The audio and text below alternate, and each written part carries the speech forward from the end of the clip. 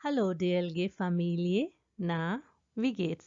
इस वीडियो में हम देखेंगे कुछ ऐसे स्टूडेंट्स के जर्मन लैंग्वेज लर्निंग गोल्स जो कि आते हैं इंडिया, पाकिस्तान, बांग्लादेश, श्रीलंका, नेपाल या अफगानिस्तान से जर्मनी में अपनी स्टडीज़ करने। तो इसमें हम देखेंगे कि किस तरह से वो अपने फर्स्ट ईयर के गोल्स सेट कर सकते हैं और किस तरह से उन गोल्स को अचीव कर सकते हैं। So, los geht's! ये वीडियो स्पेशली डिज़ाइन की गई है उन स्टूडेंट्स के लिए जो कि मास्टर्स प्रोग्राम में एडमिशन लेकर जर्मनी आते हैं और आपको शायद अंदाज़ा हो इस बात का कि काफ़ी सारे मास्टर्स प्रोग्राम जर्मनी में इंग्लिश लैंग्वेज में ऑफ़र किए जाते हैं। जब कोर्सेज इंग्लिश में ऑफ़र हो रहे हों तो हम ज़रा रिलैक्स हो जाते हैं और हम में से मेजॉरिटी क्या करते हैं कि बेसिक जर्मन लैंग्वेज का लेवल आइंस भी अपनी होम टाउन से करके नहीं आते। हम समझते हैं कि हमने फिर पैसे ही ज़ाया करने हैं क्योंकि उसकी ज़रूरत तो है ही नहीं सीखने की।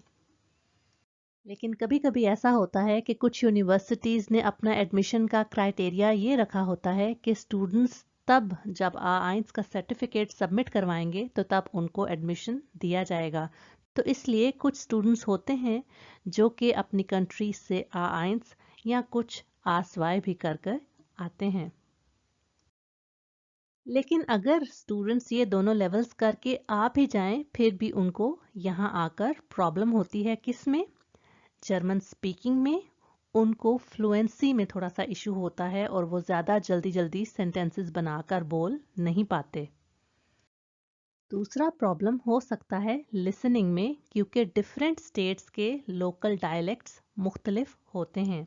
एक स्टैंडर्ड डायलेक्ट होता है जो कि न्यूज़ में, रेडियो में या फिर टीवी में आपको सुनने को मिलता है, और जो लोकल डायलेक्ट्स होते हैं उनको अक्सर हमें समझने में मुश्किल होती है।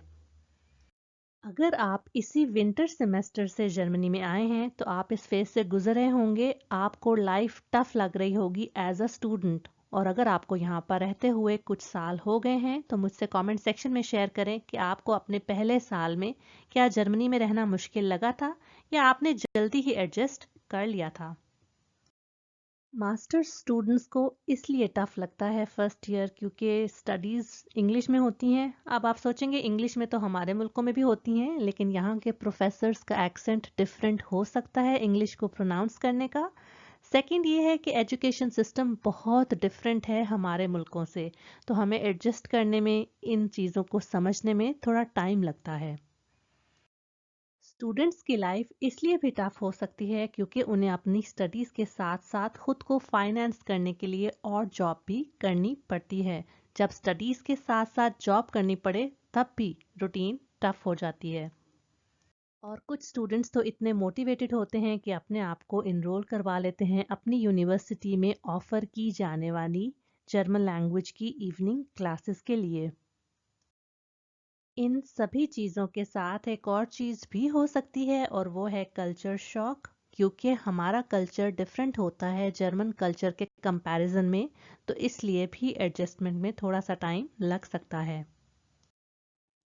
इन सभी को देखकर कहा जा सकता है कि स्टूडेंट्स के लिए पहला साल बहुत टफ और चैलेंजिंग हो सकता है, लेकिन इन सब चीज़ों को साथ लेकर चलना पॉसिबल है। और इनमें अभी मैंने होम सिकनेस ऐड नहीं की और ना ही घर में खाना बनाने को ऐड किया है। अब यहाँ पर फ़ौरन अम्मी तो साथ आती नहीं जो कि हमें खाने बना बना कर खिलाती हैं, तो इसलिए आप जब अकेले रहते हों तो आपने अपने खाने पीने का भी खुद ही ध्यान रखना होता है।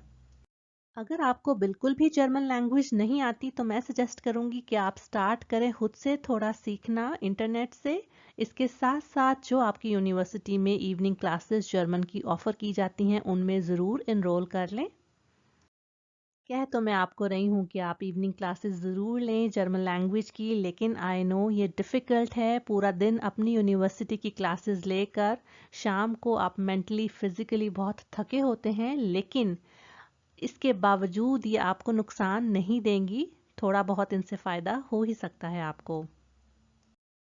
इस सिचुएशन में आपके पास दो रास्ते हैं। एक तो ये कि अपनी स्टडीज़ के साथ साथ आप जर्मन लैंग्वेज भी सीखते रहें, और दूसरा ये कि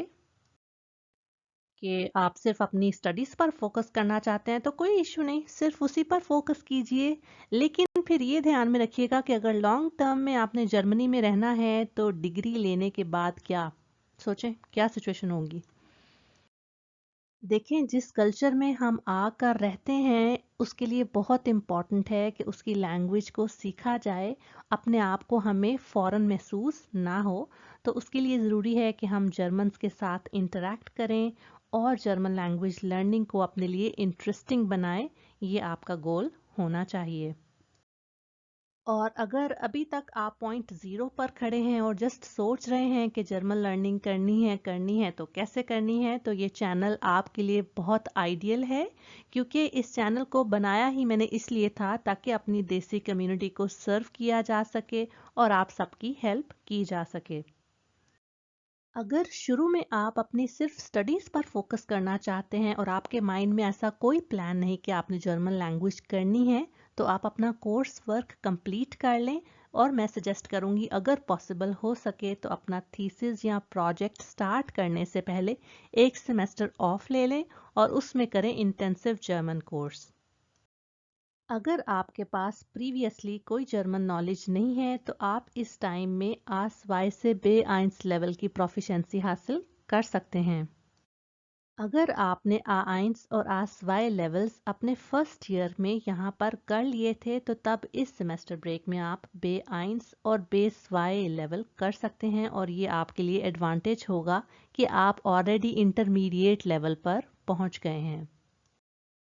जर्मन लर्निंग सिर्फ ग्रामर के रूल्स को रट्टा लगाने का नाम ही नहीं है। अपने आप से पूछें कि ये कोर्सेज करने के बाद क्या आप जर्मन स्पीकिंग कर सकते हैं, क्या आप इजीली जर्मन्स के साथ या नॉन जर्मन्स के साथ जर्मन लैंग्वेज में कम्युनिकेट कर सकते हैं या नहीं। क्या आपको जर्मनी में आए हुए 1 साल हो गया है और अब तक आपने स्पीकिंग स्टार्ट नहीं की, तो कोई मसला नहीं, इतनी देर नहीं हुई है। आप अभी भी अपने आप को जर्मन कोर्सेज में इनरोल करके सीख सकते हैं। अगर आप ऑलरेडी जॉब सिक्योर कर चुके हैं अपनी स्टडीज़ के बाद तो उसमें भी आप जर्मन लैंग्वेज सीख सकते हैं, लेकिन ये टफ़ इसलिए होगा, पहला ये कि आपके ऑफिस का एनवायरनमेंट मल्टीकल्टी होगा, आपको इतनी ज़्यादा ज़रूरत महसूस नहीं होगी कि आपको जर्मन आनी चाहिए। सेकंड ये है कि टाइम का थोड़ा इशू होता है मैनेज करना दोनों चीज़ों को साथ साथ।